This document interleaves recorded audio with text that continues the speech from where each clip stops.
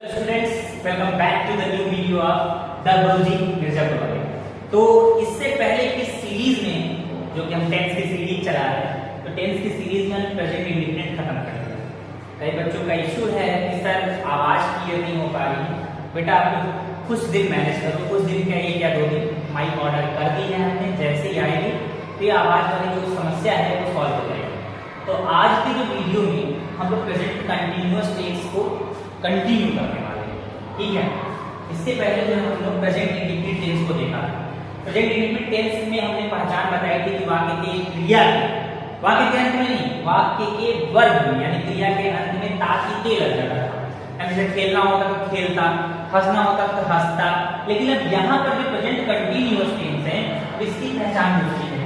सबसे बड़ी देखिए, चाहे हम इंग्लिश टू हिंदी की बात करें, चाहे हिंदी टू इंग्लिश, हमारे वीडियो का कैप्शन यही है बेटा कि आपको हिंदी से इंग्लिश भी सिखा दी, इंग्लिश से हिंदी भी सिखा दी, मतलब दोनों मेथड से चलेगा। आपको कहीं से भी जो है कहीं और जाने की आवश्यकता ना पड़ेगी। तो अगर हिंदी में पहचान की बात करें, सबसे पहले हिंदी की बात करते हैं, फिर इंग्लिश वाले पहचान की बात कर लेते हैं। तो अगर हिंदी में पहचान की बात करें तो प्रेजेंट कंटिन्यूअस टेंस की सबसे बड़ी ये पहचान होती है बेटा कि रहा है, रहे हैं, रही हो, ये सब लगा रहता है, ठीक है। रहा है, रहे हो, ठीक है। और हमारा जो सेंटेंस होता है उससे ऐसा पता चलता है कि कोई काम कंटिन्यूअसली चल रहा है। जैसे मैं खेल रहा हूँ तो मेरे खेलने का जो काम है वो क्या हो रहा है, कंटिन्यूअसली रन कर रहा है। मैं गा रहा हूँ तो मेरे गाने का जो काम है वो कंटिन्यूअसली चल रहा है। मैं हंस रहा हूँ, मैं पढ़ा रहा हूँ, जैसे देखिए एग्जांपल कि मैं पढ़ा रहा हूँ, मैं तो मेरे पढ़ाने का जो काम है वो क्या हो रहा है, कंटिन्यूअसली चल रहा है। तो इस प्रकार से हम कह सकते हैं कि वाक्य के अंत में रहा है, रहे हैं, रही हो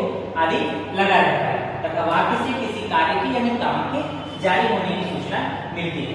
फिर बात करते हैं बेटा अफर्मेटिव। देखो, अगर अभी बेसिक वाली वीडियो बनाएंगे, ठीक है, जिसमें आपको जो सेंटेंस के बारे में सब्जेक्ट प्रेडिकेट निकालना, how many types of sentence कितने प्रकार के होते हैं, पार्ट ऑफ स्पीच क्या होता है, नाउन क्या होता है, नाउन के कितने टाइप्स हैं, noun, gender, pronoun, adjective, verb, ये सारी चीजें पढ़ेंगे। लेकिन अभी आप जानते रहे कि सेंटेंस के जो टाइप होते हैं वो 5 होते हैं। असर्टिव सेंटेंस, इंट्रोगेटिव सेंटेंस और आपका होता है imperative sentence, objective and exclamative. तो हम यहाँ पर जो है 2 ही सेंटेंस की बात करते हैं, असर्टिव और इंट्रोगेटिव। असर्टिव 2 प्रकार का होता है, एक जो है कि जिसमें नॉट आया रहता है उसको नेगेटिव बोलते हैं, नॉट नहीं आया रहता है तो सिंपल या अफर्मेटिव। सिंपल जब भी अफर्मेटिव का स्ट्रक्चर देखोगे बेटा तो इसमें चूंकि जो है इज एम आर का जगह लगने वाला है, मतलब चाहे कोई भी सा सेंटेंस हो जो है इज एम आर का प्रयोग हमें करना ही करना है। तो हम सबसे पहला काम वही करेंगे जो करते आते हैं, सब्जेक्ट ढूंढेंगे। सब्जेक्ट ढूंढने के बाद क्या काम करेंगे, या तो उसके साथ इज, या तो उसके साथ एम, या तो उसके साथ आर लगा देंगे। फिर अपने वर्ब के पास पहुंचेंगे तो वर्ब लिखेंगे, वर्ब का फर्स्ट फॉर्म, फिर उसमें एक और वर्ड जोड़ देंगे आईएनजी, यानी वर्ब की फर्स्ट फॉर्म प्लस आईएनजी। मतलब अगर प्ले लिखा होगा तो हो जाएगा बेटा आईएनजी लगा करके प्लेइंग, ठीक है। लाफ लिखा होगा तो हो जाएगा लाफिंग।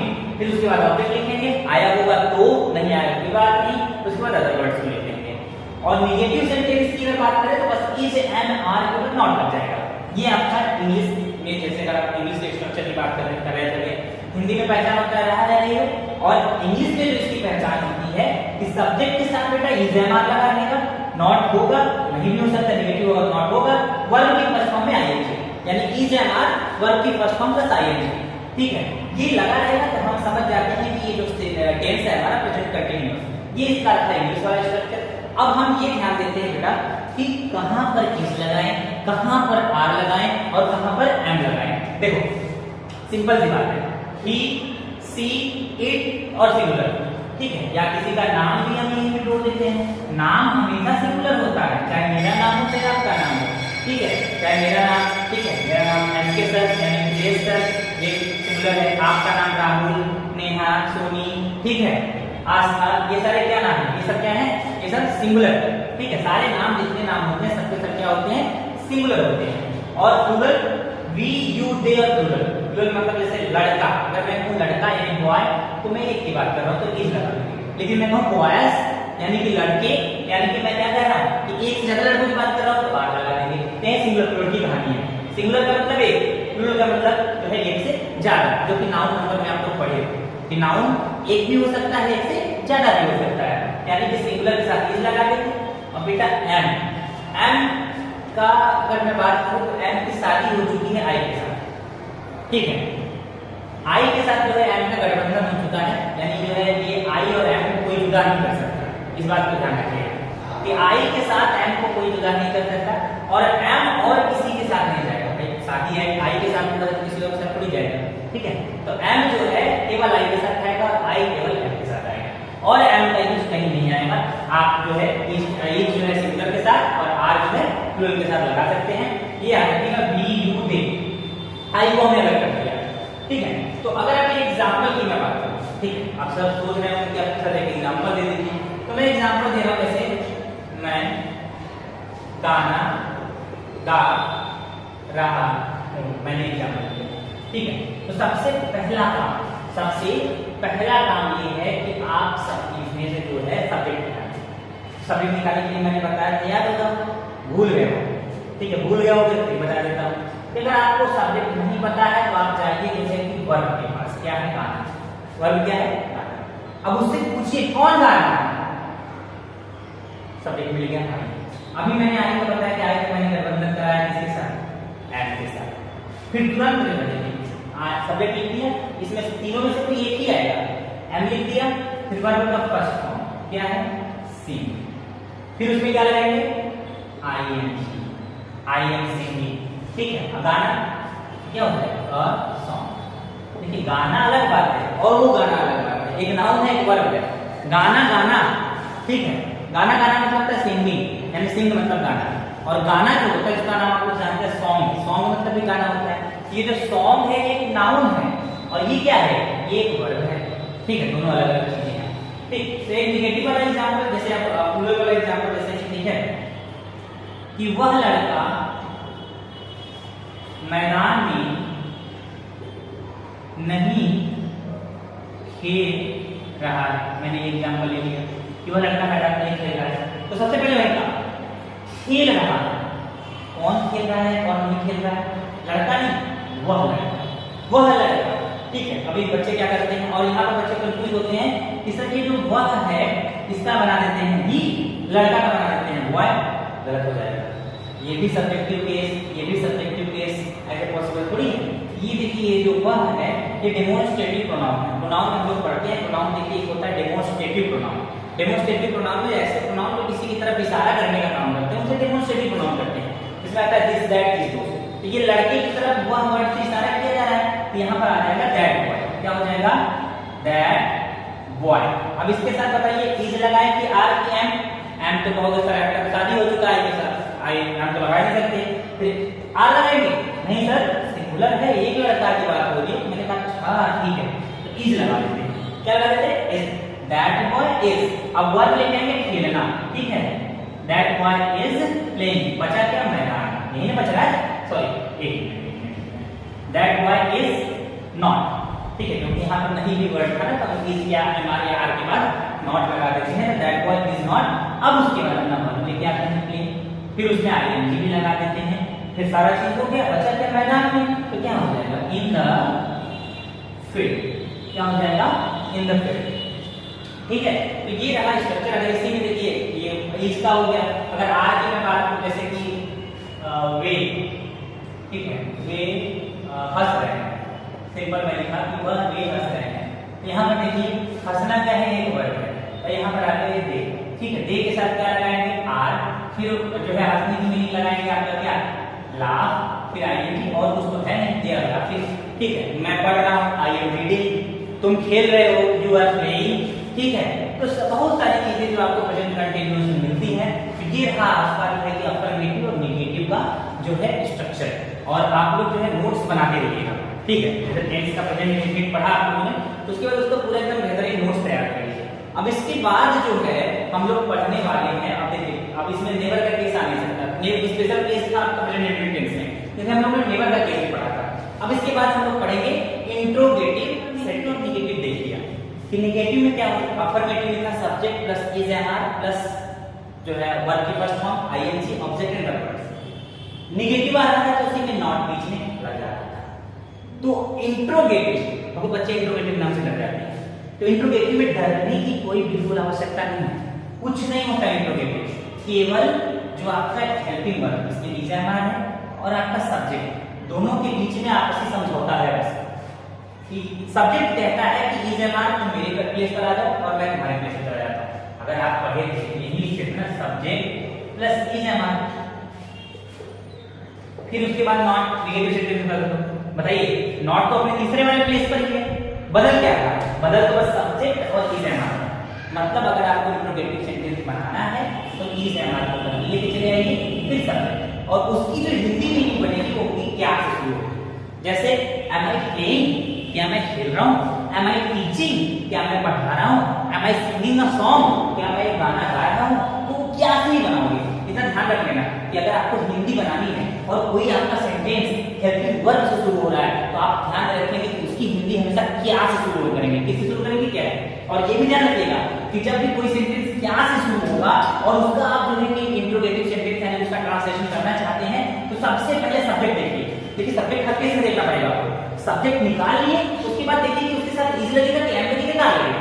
पहले सब्जेक्ट निकालो, फिर देखो इज एम आर लगेगा। मतलब यहाँ दोनों काम साथ में करना पड़ेगा। पहले आप हेल्पिंग वर्ब रख लो, फिर सब्जेक्ट, क्योंकि सब्जेक्ट नहीं निकलेगा तो इज एम आर लगेगा, क्योंकि सब्जेक्ट के गाड़ी में तो इज एम आर लगाते हैं, आई के साथ जो है एम लगाते हैं, और सिंगुलर किसी और एक के साथ इज लगाते हैं, वी यू दे, और किसी प्लूरल के साथ आर लगाते हैं। फिर सब्जेक्ट के बाद जहां पे नॉट आता है वही नॉट रहेगा। आप उसमें इज एम आर के बाद नॉट आता है, लेकिन अब जगह बदल चुका है, तो is am are subject, subject के बाद नॉट आएगा, और नॉट की संभावना है। जैसे मैं क्या मैं नहीं पढ़ा रहा हूं तो वहां पर नॉट लगेगा, क्या मैं पढ़ा रहा हूं उसमें नॉट नहीं लगेगा। और एक तो आपको और है, लेकिन आपके बीच में क्वेश्चन वर्ड आ जाता है, ठीक है, तब अगर क्वेश्चन वर्ड आ जाता है तो केवल आपको ये काम करना है कि क्वेश्चन वर्ड को पहले रखो, पहले उस क्वेश्चन वर्ड को रखो, फिर उसके बाद जो है कि इज, चाहे एम, चाहे आप पूरा नियम नहीं रहेगा, इज एम आर, फिर आपका सब्जेक्ट आएगा, फिर नॉट होगा तो नॉट रहेगा, फिर वर्ब की फर्स्ट फॉर्म आएगी, फिर आईएनजी आएगी, फिर ऑब्जेक्ट आएगा, फिर अदर वर्ड्स आएंगे, फिर क्वेश्चन वर्ड आएगा। सारा कहानी वही रहता है। अगर मैं एग्जांपल में देखूं हिंदी में, अगर मैं जैसे क्या वह खेल रहा है, क्या वह खेल रहा है, देखिए सबसे पहला काम करिए कौन खेल रहा है, ये मिला।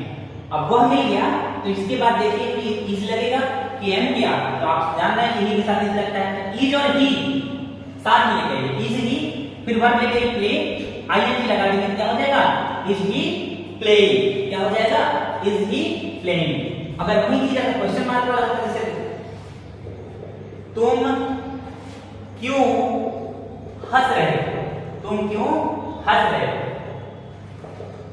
ठीक है, तुम क्यों हंस रहे हो, तो क्वेश्चन वर्ड आया तो कोई बात नहीं, ठीक है, आप क्वेश्चन वर्ड पहले लेके चले आओ, फिर देखो सब्जेक्ट क्या है, यू है, कौन हंस रहा है, तुम, तो यहां पर आ जाएगा आर, फिर यू साथ में आ जाएगा, ठीक है, फिर उसके बाद क्या आ जाएगा, लाफ, ठीक, लाफ के बाद फिर आप लगा दोगे क्या, आईएनजी, यहीं पे हमारा खत्म हो जाएगा। जैसे आप देखिए क्या तुम कर रहे हो, तुम क्या कर रहे हो, दोनों अंतर है। अगर मैं कहूं कि क्या तुम कर रहे हो, तो यहाँ पर क्या का कोई सेंस नहीं है, क्या तुम कर रहे हो, यहाँ पर क्या का कोई सेंस नहीं है, यहाँ पर लिखोगे डायरेक्ट आप के हिसाब से आर यू डूइंग, लेकिन जो आपका फेवरेट है आप हमेशा बोलते हो व्हाट आर यू डूइंग, तुम क्या कर रहे हो, वहां क्या मैंने नहीं आता, बीच में आता, तुम क्या कर रहे हो, तब यहाँ पर क्या एक क्वेश्चन वर्ड बन जाएगा। जब क्वेश्चन वर्ड बन जाएगा तुम क्या कर रहे हो, ठीक है, तो यहाँ पर आ जाएगा तुम क्या कर रहे हो, तो व्हाट पहले क्वेश्चन वर्ड आया नहीं तो उसको पहले बाहर निकालो, क्वेश्चन वर्ड को पहले बाहर निकालो, फिर अपना सब्जेक्ट देखो, सब्जेक्ट यू के हिसाब से लगेगा आर, फिर उसके बाद यहाँ पर यू सीधे आ जाएगा और यहाँ पर डू और आईएनजी लग जाएगा। ये कहानी होती है। जो अगर मान लीजिए निगेटिव इंट्रोगेटिव में आपके आ जाता है और मान लीजिए कोई निगेटिव आ गया, जैसे तुम अपना होमवर्क क्यों पूरा नहीं कर रहे हो, ठीक है, तुम अपना होमवर्क क्यों पूरा नहीं कर रहे हो, इसको इरेज कर देना, इसको वीडियो को पॉज करके आप लिख लीजिएगा। आज एक और महत्वपूर्ण चीज बता देते हैं आपको, तुम अपना होमवर्क क्यों पूरा नहीं कर रहे हो, ठीक है, क्यों, तो पहले इस क्यों को पहले यहां लेके चले जाओ, फिर यू है, यू के साथ आपको पता है आ लगता है, तुरंत आ रही है, यू आ गया, नॉट आया है तो सीधे सब्जेक्ट के बाद नॉट लगाओ, वाई आर यू नॉट, पूरा करना होता है बेटा कंप्लीट, क्या होता है complete, why are you not completing, ठीक है, अब अपना होमवर्क, ठीक है, तो यहां आ जाएगा योर होमवर्क, ठीक है, यहां पर क्वेश्चन मार्क हो जाएगा। देखिए अब ये कहानी है कि यू के साथ अपने भी अंग्रेजी योर लगती है, अपना वर्ड कभी नहीं बदलता है। जैसे मैं कहूं मैं अपना किताब पढ़ रहा हूं या मैं अपना काम कर रहा हूं, तो I am doing my work, तुम अपना काम कर रहे हो तो you are doing your work, वे अपना काम कर रहे हैं, they are doing their work. मैं बार बार अपना वर्ड को रिपीट कर रहा हूं, लेकिन जब अपना वर्ड जो होता है वो अपने जगह पर कांस्टेंट रहेगा, लेकिन अपने के साथ अंग्रेजी डिपेंड करेगी आपकी किस पर, सब्जेक्ट पर। जैसा सब्जेक्ट वैसा उसका पॉजेसिव केस। प्रोनाउन में एक आता है प्रोनाउन टेबल, जब मैं नरेशन पढ़ाऊंगा तो प्रोनाउन टेबल आपको लिखाऊंगा। प्रोनाउन टेबल में जो है कि एक सब्जेक्ट सब्जेक्टिव केस होता है, ऑब्जेक्टिव केस होता है, पॉजेसिव केस होता है। आई आपका सब्जेक्ट है, मी कौन सा केस है, ऑब्जेक्टिव केस है, और पॉजेसिव केस क्या है, माई। तो जो अपना की अंग्रेजी होती है सब्जेक्ट का, उसका पॉजेसिव केस ही होता है। जैसे आई के साथ अपने की अंग्रेजी माई, मैं अपना काम करता हूं, आई डू माई वर्क, तुम अपना काम करते हो, यू डू योर वर्क, हम अपना काम करते हैं, वी डू आवर वर्क, ठीक है। तो आज ये पार्ट 1 का वीडियो है, ठीक है, ये पार्ट 1 का आपका वीडियो रह गया। अब इसके बाद जो है पार्ट 2 में आपका हु के लिए और जो एक special question word plus noun वाला कवर करेंगे, मात्र 10 मिनट की वो वीडियो होगी। बहुत ज्यादा लंबा वीडियो भी डाल रहा हूं ताकि आप लोग जो है बोर भी ना हो और पढ़ भी लें, मजाक मजाक में पढ़ाई हो जाए, ठीक है। तो आप लोग अच्छे से पढ़ते रहिए, और अगर आपने चैनल को सब्सक्राइब नहीं किया है तो बेटा चैनल को सब्सक्राइब कर दीजिए। आप लोगों का सपोर्ट ही हमारे लिए सब कुछ है, आप सपोर्ट करेंगे तभी हम आगे बढ़ पाएंगे, ठीक है। तो थैंक यू, मिलते हैं नेक्स्ट वीडियो में, तब तक के लिए बाय।